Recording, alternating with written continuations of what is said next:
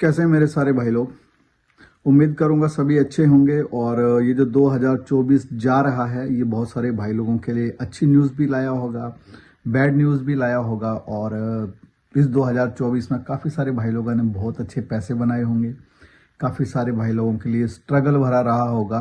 तो सबसे पहले तो मेरी विशेष है कि 2025 आपके लिए बेस्ट रहे, जहां पर आप काफ़ी सारा जो है मार्केट में अपना पोर्टफोलियो बना पाओ और जो भी अपने नियर एंड डियर्स हैं उनको भी गाइड कर पाओ कि कहां पर कौन से कॉइन्स बाई करने चाहिए, क्या करना चाहिए, क्या नहीं करना चाहिए।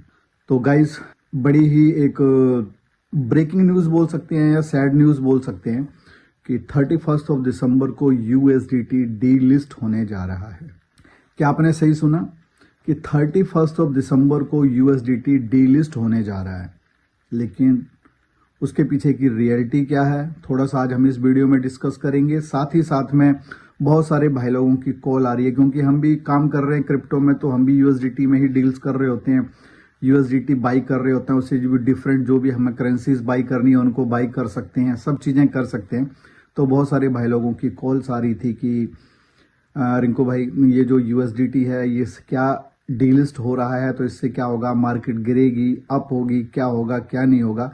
तो सारे का सारा इस वीडियो में आज हम थोड़ा सा डिस्कस करने वाले हैं। वीडियो को ज़्यादा लंबा नहीं करेंगे, लेकिन उससे पहले यही बोलूँगा कि अगर आपने चैनल को अब तक सब्सक्राइब नहीं किया है तो सब्सक्राइब कर लें, बेल आइकन को दबा लें और जो लाइक का बटन है इसको दबाना बिल्कुल ना भूलें। और आप क्या सोचते हैं इस बारे में कमेंट बॉक्स में जरूर लिखें। तो गाइज, ये वीडियो जो पूरे का पूरा इन्फॉर्मेशन भरा होने वाला है। तो अब हम यहाँ पर बात करते हैं यूएसडीटी की। यूएसडीटी जो है क्रिप्टो का डॉलर है, क्योंकि हम क्या करते हैं XYZ, अगर हम बाइनेंस के ऊपर जाते हैं, बिटगेट के ऊपर जाते हैं या किसी भी दूसरे बिटमार्ट के ऊपर जाते हैं, कहीं भी जाते हैं और वहां पर जाकर अगर हम ट्रेड करते हैं तो हम सबसे पहले क्या करते हैं, यूएसडीटी लेते हैं और यूएसडीटी से ही जो हम क्या करते हैं उनको स्वैप करते हैं, वहां पर उनसे बाई करते हैं, सेल करते हैं। सारी की सारा जो भी हमारा साइकिल है किसकी हेल्प से घूम रहा होता है, ये घूम रहा होता है यूएसडीटी की हेल्प से। लेकिन 31 तारीख के बाद यूएसडीटी मार्केट से डिसअपियर होने वाला है। जी हाँ, आप बिल्कुल सही सुन रहे हैं कि 31 तारीख के बाद जो यूएसडीटी है वो मार्केट से डिसअपियर होने वाला है। लेकिन अगर आप एशियन कंट्रीज में रहते हैं, एशियन कंट्रीज में बहुत सारी कंट्रीज आती हैं, अगर आप उनको चेक करेंगे तो वहां पर कोई किसी तरह की प्रॉब्लम्स नहीं आ रही है। अब कहां पर रही है, इसके साथ में डीलिस्ट कहां पर हो रहा है, ये डीलिस्ट हो रहा है ये जितने भी हमारे यूरोपियन क्रिप्टो करेंसी एक्सचेंजेस हैं वहां पर डीलिस्ट हो रहा है। और उसके पीछे का भी रीजन है, वो मैं आपको थोड़ा सा रीजन शेयर करता हूं साथ साथ में आपके। तो उसका जो मेन रीजन है इनको डिलिस्ट करने का वो यही है कि 2017 में ये एक फरमान सुनाया था यूरोप की जितनी भी एक्सचेंजेस हैं उन्होंने, कि भाई आपका जो डॉलर है उसका आप ऑडिट करवाओ और ऑडिट करवाने के बाद में जो है उसे हमारे साथ में शेयर करो। तो ये बेसिकली हुआ इसलिए है कि ताकि लोगों का पैसा नहीं डूबे, क्योंकि कहने का मतलब यह है उनका कि अगर आप जितना भी मार्केट में आज यूएसडीटी मार्केट में रोल आउट हो रहा है, जितना भी मार्केट में यूएसडीटी पड़ा हुआ है, अगर सारे के सारे आज अपना यूएसडीटी निकालें तो क्या उतने डॉलर्स उनके पास अवेलेबल हैं देने के लिए। रियल जो है वो यही है कि उन्होंने बोला भाई आप ऑडिट कराओ और आप जो है हमें 2 ऑडिट करवा के, और ये आज की कहानी नहीं है, 2017 से चल रही है कि आप क्या करो, आप ऑडिट करो और ऑडिट करने के बाद में आप प्रूव करो कि अपना जितना भी मार्केट में सर्कुलेशन में यूएसडीटी दे रखा है उतना आपके पास में बैकअप है पीछे, कि उतने यूएसडी या उतना यूएस डॉलर आपके पास में पड़े हुए हैं, क्योंकि 1 USDT always equal to 1 US dollar. लेकिन आज तक उन्होंने उसका ऑडिट करवा के नहीं दिया। तो फाइनली जितने भी हमारे एक्सचेंजेस हैं जो कि यूरोपियन यूनियन के अंदर आते हैं, उन सब ने ये गवर्नमेंट की जो है वहाँ की जो गवर्नमेंट है उसका फरमान आया है कि भाई आप इसको बिल्कुल बंद कर दो, राइट। और उसके पीछे एक रीज़न और भी है, लेकिन उस रीजन को बताने से पहले मैं आपके साथ में थोड़ा सा और इजी इसको एक्सप्लेन करने की कोशिश करता हूं। जैसे हमारे इंडिया में एक्सचेंजेस थे, इंडिया में एक्सचेंजेस पर टैक्सेस लगे। जब टैक्सेस लगे तो उन्होंने क्या करा, सारे एक्सचेंजेस की आईपीज ब्लॉक कर दी और क्या बोला कि आप जो हमारे रूल्स हैं आप उनको फॉलो करो। अगर आप फॉलो करते हैं तो आप यहाँ पर काम कर पाएंगे, अदरवाइज नहीं कर पाएंगे। तो आपने देखा होगा बाइनेंस काफी टाइम तक जो था यहाँ काम नहीं कर पाया, फिर बाइनेंस लौट कर दोबारा आया और बाइनेंस अब अच्छे से यहाँ पर काम कर रहा है। तो सेम यहाँ पर भी ऐसा ही है कि उन्होंने बोला कि आप ऑडिट कराओ और ऑडिट कराने के बाद में आप वहां पर काम करते रहो, लेकिन यूएसडीटी ने ऑडिट नहीं करवाया तो उन्होंने उसको डीलिस्ट करने का डिसीजन ले लिया है और ये 31 दिसंबर 2024 को डीलिस्ट होने जा रहा है पूरे के पूरे यूरोप के अंदर में। लेकिन अगर आप एशियन कंट्रीज में हैं तो आपके डरने की जरूरत नहीं है। अच्छा, थोड़ा सा इसको मैं अब ईयर वाइज अगर मैं आपके साथ में बात करूं थोड़ा सा, तो हुआ क्या था कि 2017 में जब इनसे बोला गया यूएसडीटी से कि भाई आप जो है इसका ऑडिट कराओ, तो उन्होंने प्रॉमिस किया 2017 में कि हम इसका ऑडिट करवाएंगे। बट 2018 में उन्होंने क्या करा, एक रिपोर्ट प्रिपेयर की जो कि एक लॉ फर्म से करवाई उन्होंने, जो भी अकाउंटिंग फर्म्स होती हैं उनसे नहीं करवाई। और उन्होंने ये बोला कि भाई हमारा जो यूएसडीटी है फुली बैक्ड बाई जो है वो यूएस डॉलर है, राइट। तो वो उससे सेटिस्फाइड नहीं हुए। नेक्स्ट ईयर 2018 में फिर एक और हैपनिंग हुई जब यूएस का एक डिपार्टमेंट है उसने ये देखा कि भाई यहां पर जो है इन्होंने मैनिपुलेशन की है, ठीक है। टीथर ने मैनिपुलेशन की है, कहां पर की है, बिटफनेक्स के ऊपर जाकर।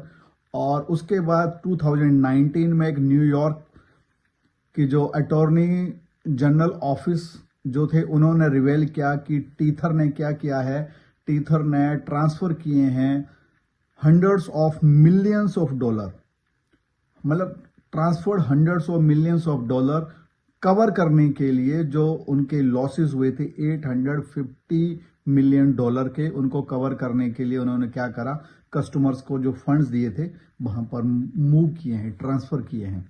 तो इस तरह की एक्टिविटीज हो रही हैं जो जिन एक्टिविटीज से वो सेटिस्फाइड नहीं है। एंड ऑफ द डे कोई भी कंट्री की गवर्नमेंट क्या चाहती है, यही चाहती है कि भाई आपकी जो कम्युनिटी है, आपकी जो पब्लिक है, आपकी जो वहां की लोग हैं उनका पैसा सेफ रहे।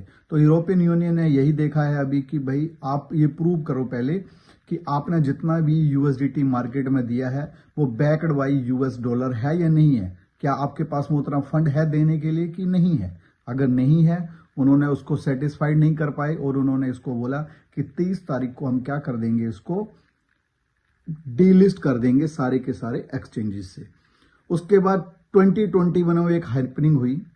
2021 में भी टीथर ने जो था लगभग 18.5 मिलियन डॉलर की पेनल्टी पे की न्यूयॉर्क में। उसके बाद 2022 में भी बड़ी सारी हैपनिंग हुई। उसके बाद 2022 में जो उन्होंने बोला था कि हमारा जो यूएसडीटी है वो fully backed by US dollar है, और जो उन्होंने बताया कि कहां से है वो सीएफटीसी से उन्होंने बताया था। सीएफटीसी की फुल फॉर्म है कमोडिटी फ्यूचर्स ट्रेडिंग कमीशन, लेकिन वहां भी उनकी जो कमिटमेंट्स थी वो फॉल्स पाई गई। उसके बाद 2022 में जो वहां का यूएस का सिक्योरिटी एंड एक्सचेंज कमीशन, उन्होंने क्या करा, फाइन किया यूएसडीटी को।